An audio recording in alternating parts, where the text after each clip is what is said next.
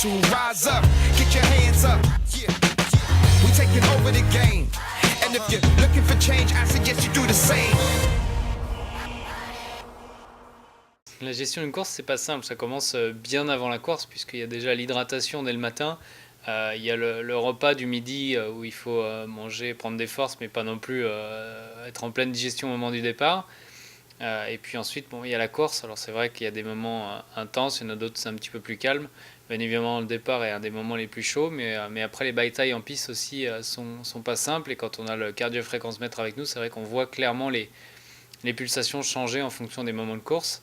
Et puis on a les changements de pneus qui sont un petit peu pour nous le moment pour souffler. Alors quand on rentre sur la pit lane, il faut vraiment attaquer, donc c'est chaud. Ensuite on a le pit limiter, donc on roule à 100 km/h, on peut se relaxer un petit peu. Ensuite il faut se reconcentrer pour s'arrêter au bon endroit dans le box, ça dure pas longtemps. Repartir, ressouffler un petit peu, et puis ensuite réattaquer, être concentré puisque les pneus sont froids. Donc c'est vrai qu'il n'y a pas forcément beaucoup de moments où on arrive à se relaxer, surtout avec des courses comme on a eu là sur le Grand Prix des États-Unis, où il y a peu de dégradation et il faut faire quasiment que des tours qualification. Il y a des moments où il faut savoir écouter sa voiture, écouter ses pneus, savoir si on en a trop demandé ou pas assez.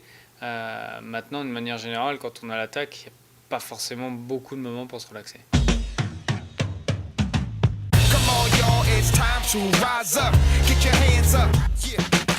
We taking over the game. And if you're looking for change, I suggest you do the same.